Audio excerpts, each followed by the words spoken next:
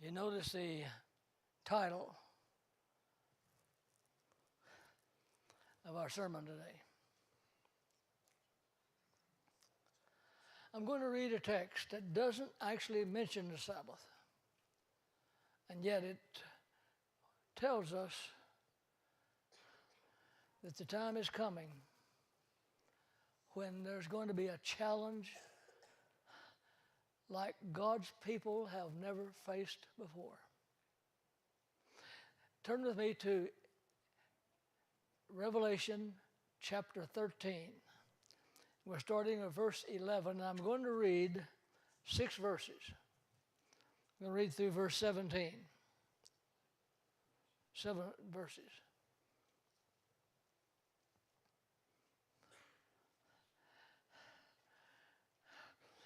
This is one of the most frightening scriptures in the Bible.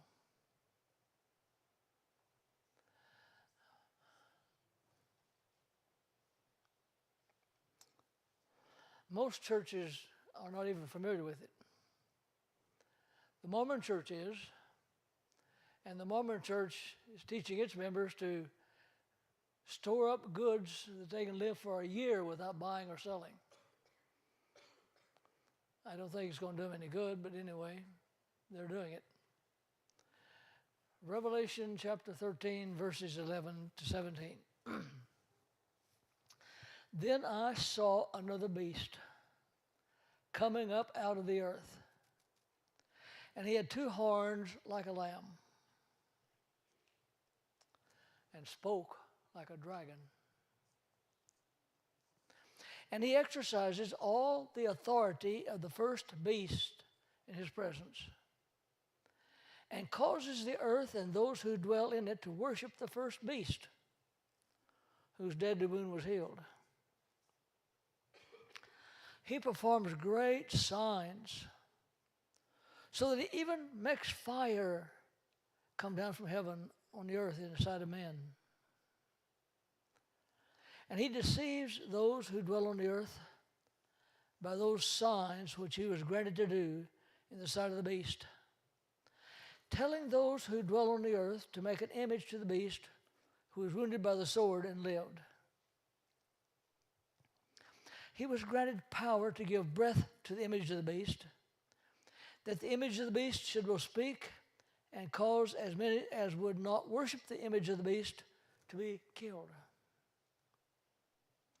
He causes all, both small and great, rich and poor, free and slaves, to receive a mark on their right hand or on their foreheads, and that no one may buy or sell except one who has the mark or the name of the beast or the number of his name. You know, a lot of things in life that we worry about never are really as bad as we think they might be. But we're told that this experience is worse than you can imagine. Imagine it as bad as you can, and it's still going to be worse. In fact, we're told that this experience is so terrible, will be so difficult, that God will allow older people like me to die before it happens. It's going to be so terrible that God is going to allow children to die before it happens. It's going to be bad beyond anything we can imagine. Now, I just want to show you now that the issue here in Revelation 13 is really a matter of worship. The issue is, who shall we worship? Look at Revelation 13, verse 8.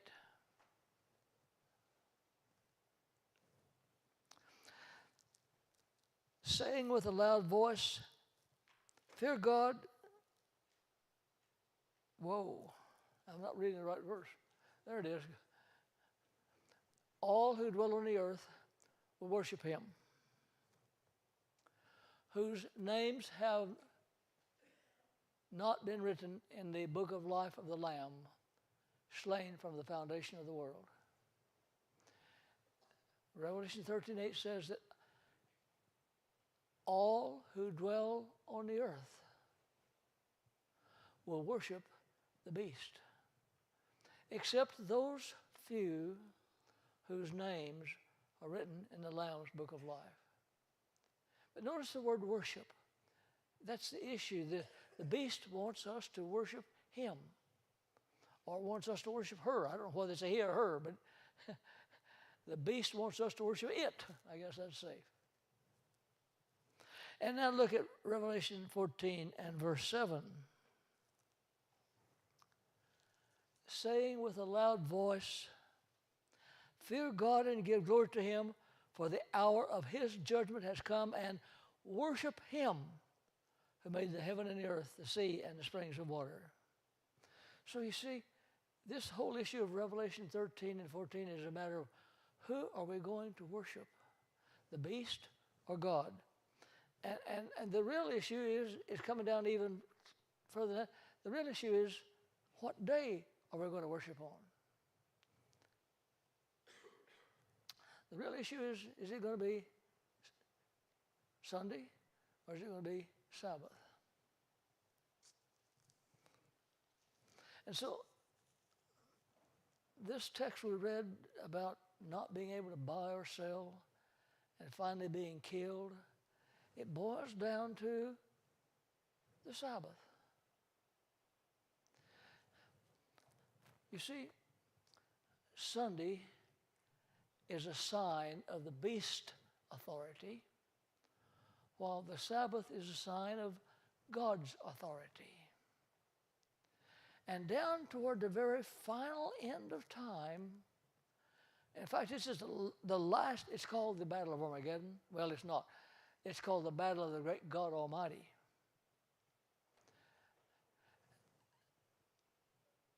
Satan is going to be doing his best to eradicate this earth of every Sabbath keeper.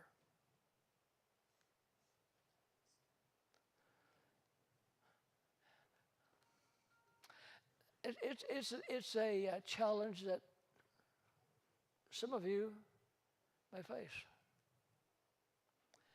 There's no way of knowing how soon it may come.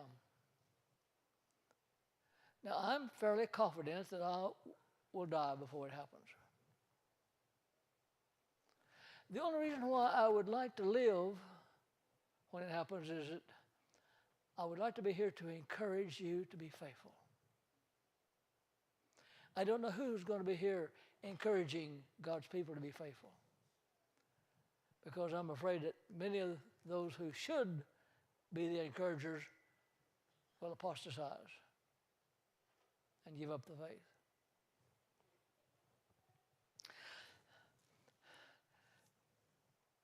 It's an issue that some of you are going to face. Things can happen quickly in this world. It really can. And it might happen. It could possibly happen in my lifetime. But even now, there are going to be times when you're going to be faced with a challenge about keeping the Sabbath. And so my sermon today is Sabbath Challenges. There's going to be, from now until this big issue comes at the end of time, challenges that you'll have to face concerning your Sabbath keeping. In my life has been drastically affected by two Sabbath challenges. I'm going to tell you about them. The first Sabbath challenge that changed my life completely happened in 1954. I had just been released from active duty. The Korean War had ended. The armistice had been signed. I loved to hunt and fish.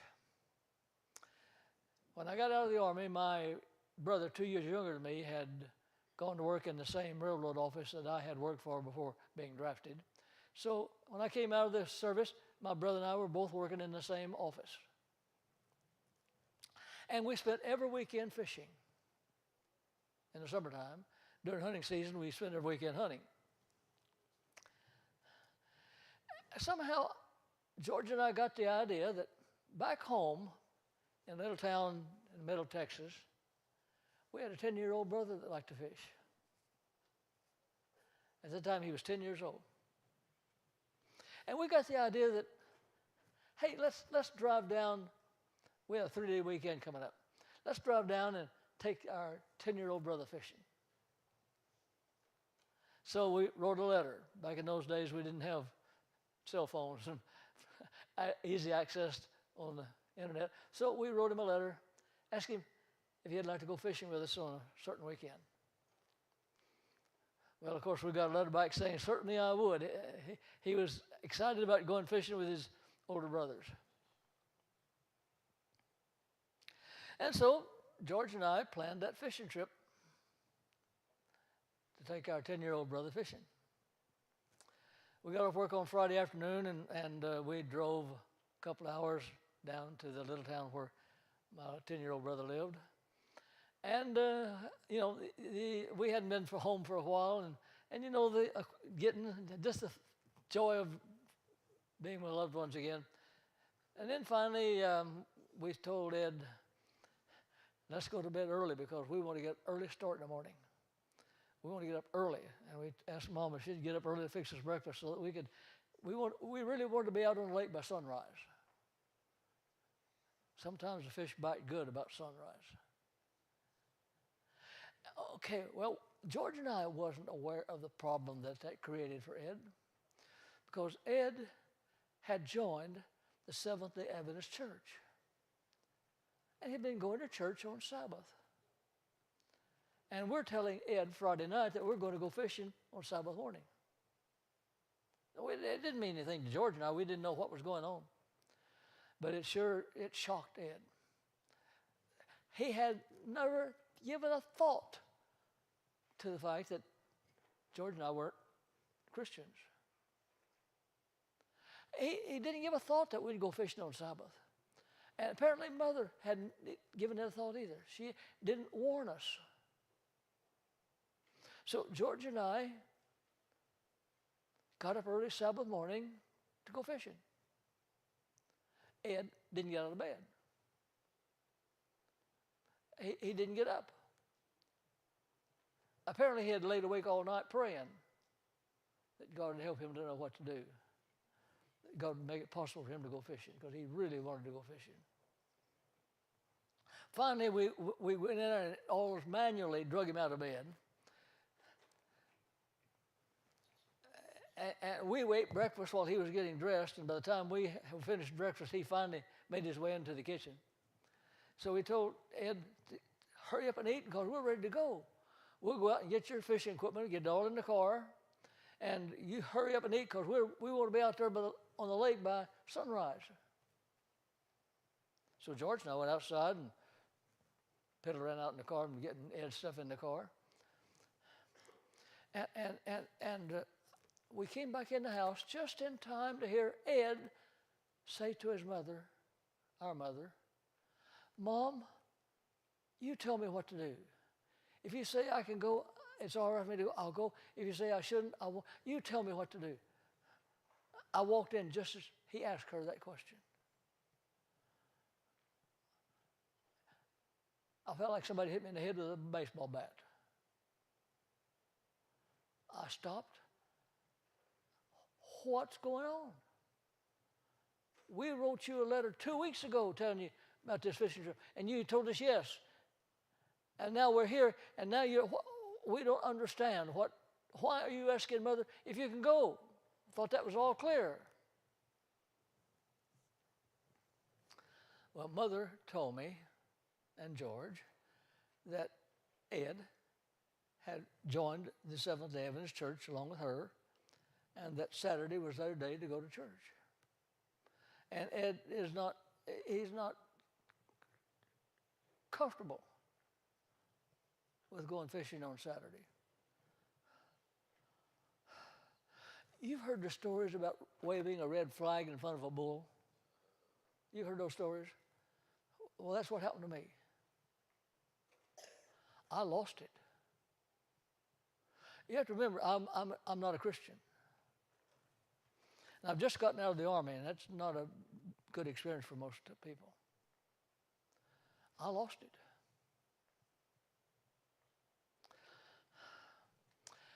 I really think Satan took charge of me. And I did everything I could do. I used every argument I could think of to convince this boy that God is not that particular. Surely you can take off one Sabbath to go fishing with your brothers. I reminded him he had promised to go. Now, if you don't go, you're lying. You're breaking a promise. I did everything I could.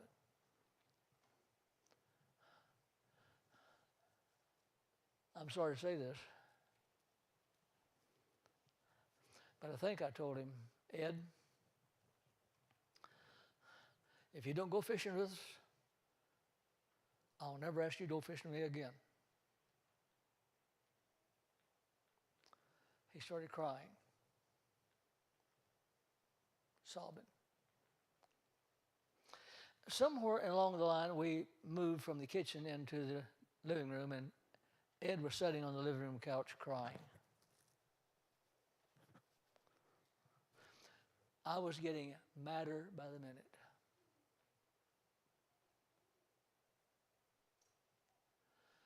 Finally, I realized that this boy was not going to go fishing with us.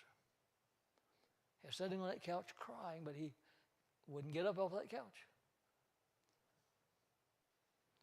Finally, George and I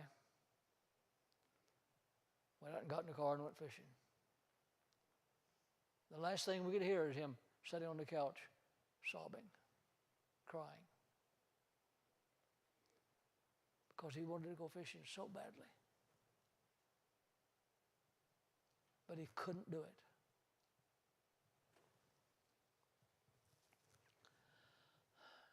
George and I went fishing. You remember the story? Oh, there's several stories in the Bible where Jesus told the disciples to cast their net over the side of the boat, and they got a whole big bunch of fish. Well, God did the opposite thing for me and George. He sent every fish in that lake to the other end. There wasn't a fish within 100 yards of us. We sat there. We fished. We didn't talk. All I could think about was that boy sitting on the couch crying.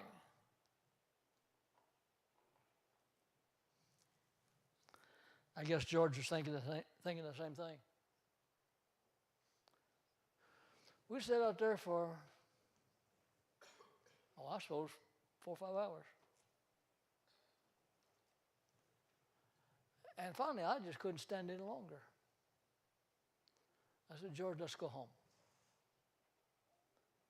He must have been thinking the same thing, because the other word, he reeled in and he was sitting by the motor and cranked the motor up, and we headed to the dock.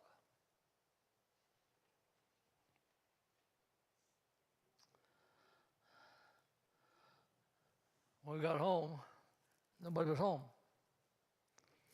In that little town, the pastor served 2 churches, and he had one church service Sabbath morning, and in the town where Ed and my mother lived, they had services in the afternoon. So they were at church when George and I finally got home, middle of the afternoon. Nobody there. George and I went in, and we sat on that same couch where Ed had been sitting crying. We just sat there till they came home.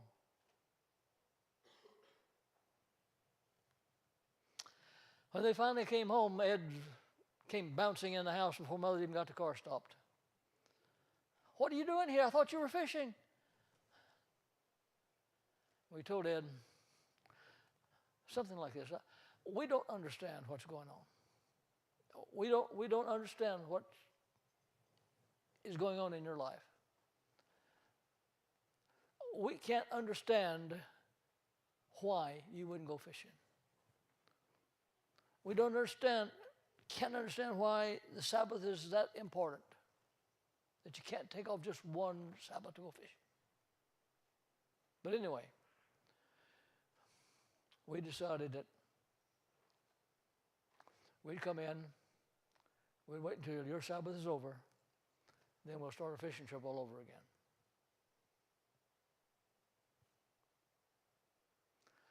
Ed was ecstatic, of course. He got to go fishing. But there's a P.S. to the story.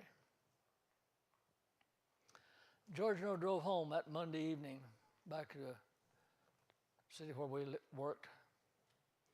And all we could think about was Ed, 10 years old, wanted to go fishing so badly that he sat there and cried, but he wouldn't go. It was just beyond us. We talked about it all the way home. We talked about it for the next several days. And finally, George and I just, hey, I've got to know why. I've got to understand why that happened. And so we started studying. Well, to make the long story short, I was baptized in February 1955. That's a few months later. George was baptized a few months before that. Both of us became Seventh-day Adventists. Both of us became Seventh-day Adventist pastors.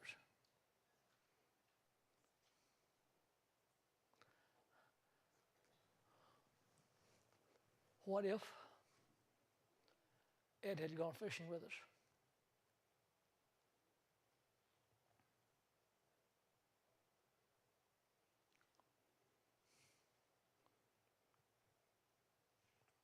Scary to think about, isn't it? What if he decided to go fishing? That might have been the only chance that God had of saving me and George. It was a painful experience for Ed. Very painful. But thank God, he decided to be true to Jesus.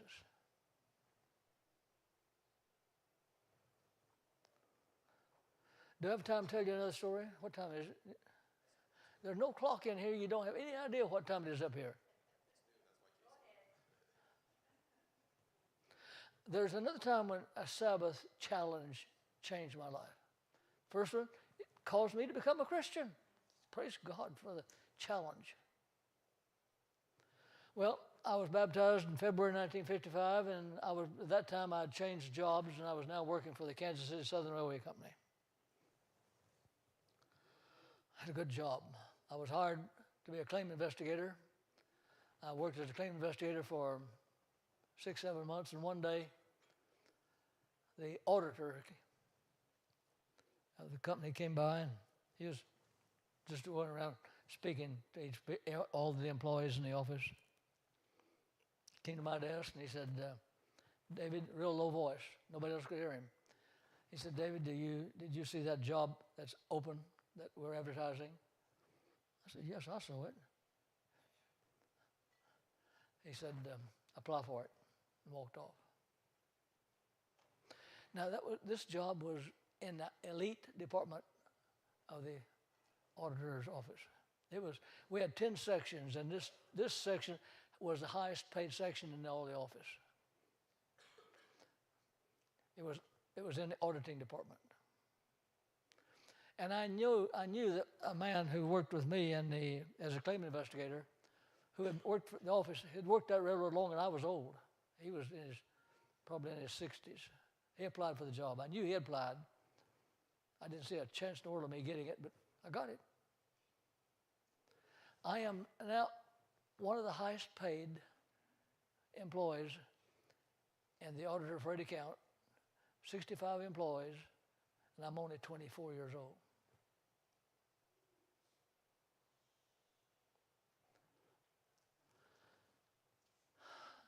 Things went good until fall came. So I was baptized in February.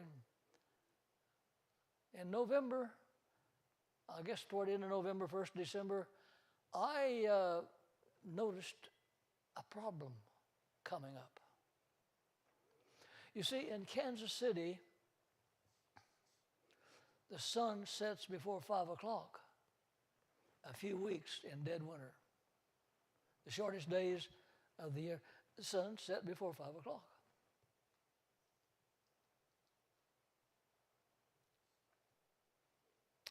I recognized I had a problem.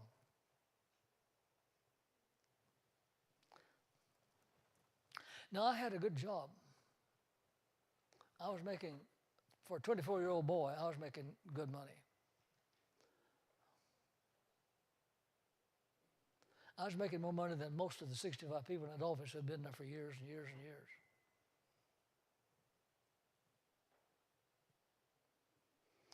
But I didn't want to work on the Sabbath.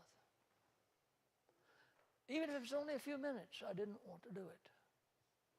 I guess I was influenced by Ed. I didn't talk to anybody. I just made up my mind that I was not going to work on the Sabbath. And so sometime during the month of December, I went into the auditor's office and I told him that I'd become a Seventh-day Adventist Christian, that our Sabbath began at sundown on Friday night, and I couldn't work after the sun went down on Friday. And I asked him for permission to work 30 minutes extra during my lunch hour and leave at 4:30. He looked at me like I was crazy. He said, "There's absolutely no way I can do that." He said, "I got 65 people working in this office. I can't let you walk out at 4:30. It's impossible. Forget it. It won't happen." Told me to go back to work. So I went back to work. He waited until the week before the sun was going to set, before 5 o'clock. Called me in the office on Monday. He said, "David, I see the sun is going to set before 5 o'clock Friday. What are you going to do?" I said, "I'm going to be gone. I'm not going to be here." He said, "You know you won't have a job on Monday when you come back." I said, "Okay, I appreciate that. I can understand it. I appreciate what you've done for me and the privileges you've given me and the promotion you've given me, and I appreciate all that." His name was Booth. Mr. Booth, I appreciate that. But I have to be true to God, and my conviction tells me that I cannot work on the Sabbath, so I'll leave. I'm going to leave before the sun sets. He was mad because he was grooming me to take his place. He told me later. Anyway, told me to get out of his office. Now, he had a buzzer system where he could call all the, there were 10 sections, I think it was 10 sections in the office. Each one had a section chief, and he had a buzzer to call each one of them, or he could call them all. Well, after I left his office, he pushed the button and called them all into his office.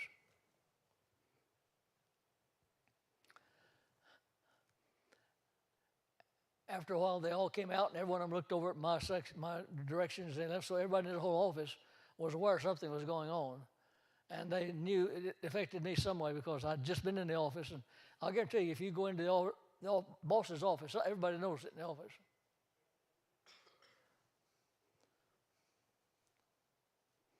After they left, he called me back in the office, grinning just as happy as he could be. He said, "We worked it all out for you, David. I've talked to everybody, all the section chiefs, and they've all agreed that you don't have to do any work on your Sabbath. We just ask you to stay here in the office. But you don't have to do any work. We just ask you to stay until 5 o'clock. I said, sorry, that won't do it. Because if I'm in the office and somebody asks me something, I can't just tell them, I'm sorry, I'm off duty, I can't answer your question. If they ask me something, I've got to answer it. I've got to be out of the office, Mr. Booth. And boy, now if he was mad before, he's madder now. Because he was so sure he had worked it out for me. He told me to get out of the office. Nothing happened that day. Tuesday, he rang that buzzer system for all the section heads to come in.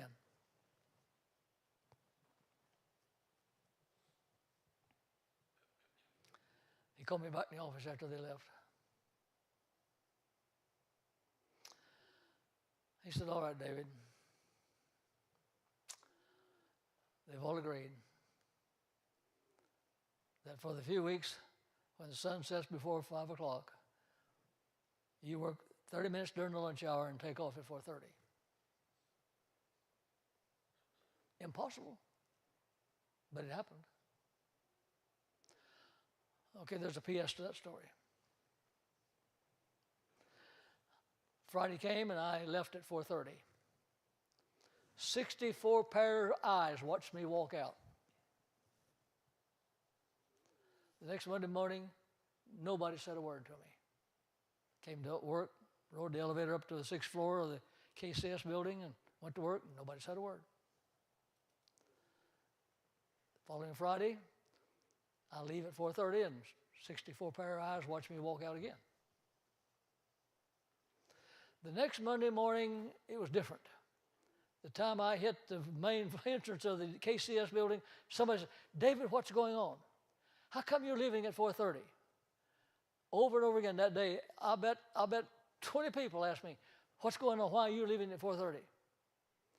And I told them all the same thing. I said, well, it's a long story, but I'll tell you what, I can't answer your question here, but if you really want to know, I'll be glad to come to your house and I'll explain to you why I leave at 4:30. Well, of course, most people weren't interested, but some were. So I started visiting homes of fellow employees, explaining to them why I was leaving at 4:30. So I started about 6 or 7 Bible studies.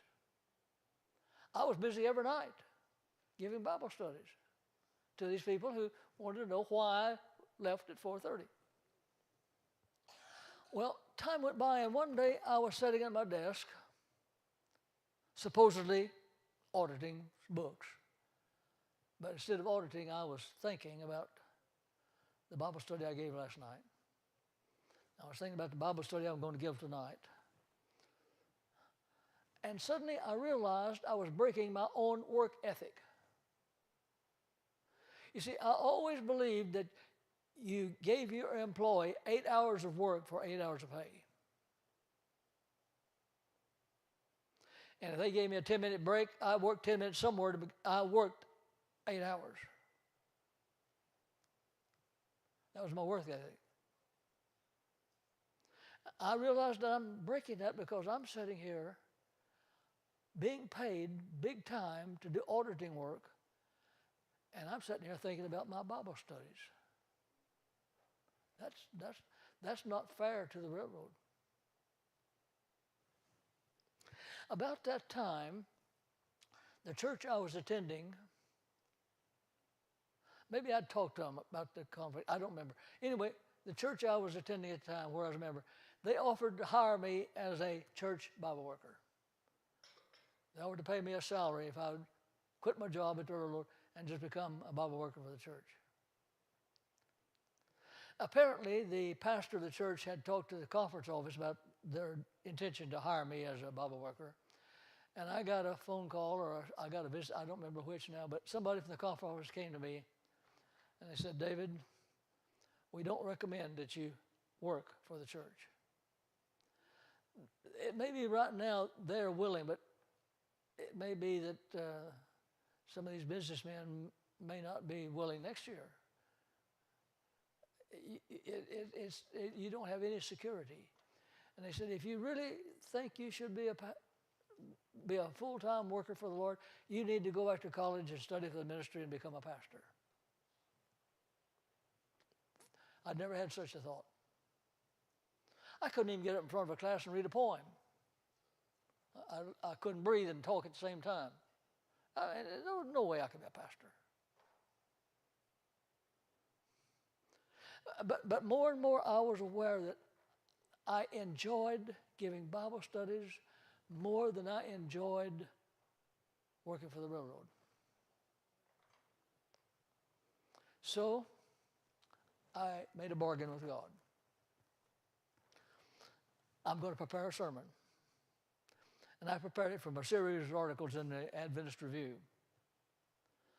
It's somebody else's sermon. I just copied off parts of it and took about 6 or 7 articles and I condensed it down to one sermon.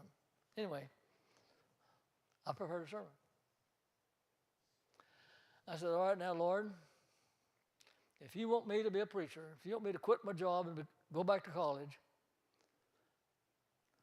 I'm going to, at the next 3-day weekend I'm going to drive back to Texas from Kansas City. I'm going to drive to Texas. I'm going to leave here on Friday evening as soon as I get off work and drive until you tell me to stop. You tell me to stop in a town where there's a Seventh-day Adventist church. And you impress that church to ask me to preach. Then I'll know that you want me to be a pastor. The weekend came and I got in the car and I started driving south. I drove to Coffeyville, Kansas, and I was impressed to stop. I spent the night in the car. Next morning I looked around and found out there was an Adventist church.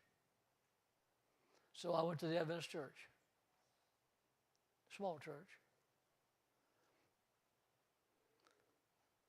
Between Sabbath school and church, a man came up and sat down beside me. He said, I'm the elder of the church, and they hear me preach all the time. We often don't have a pastor. Would you by any chance have a sermon that you could preach for us today? Yes, I just happen to have one.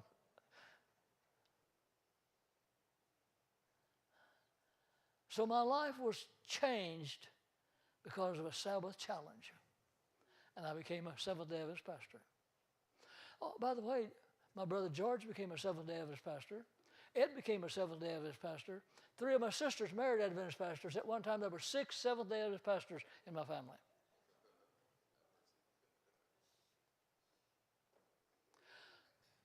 Because of a Sabbath challenge.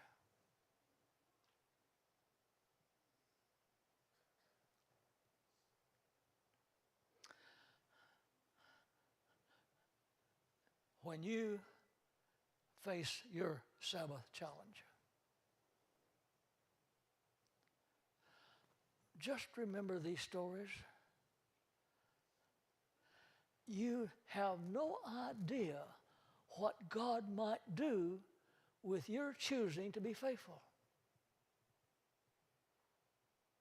He may change your life. He may change other people's lives.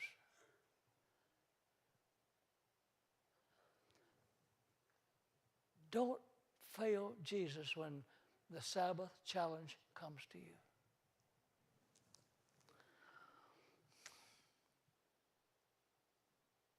Revelation 15, verses 2 and 3 gives us a conclusion of that final great Sabbath challenge at the end of time. John records, I saw something like a sea of glass mingled with fire, and those who have the victory over the beast, over his image, over his mark, over the number of his name, standing on the sea of glass, having the harps of God. They sang the song of Moses, the servant of God, and the song of the Lamb. There is joy and happiness success and victory in meeting those Sabbath challenges faithfully. God bless you.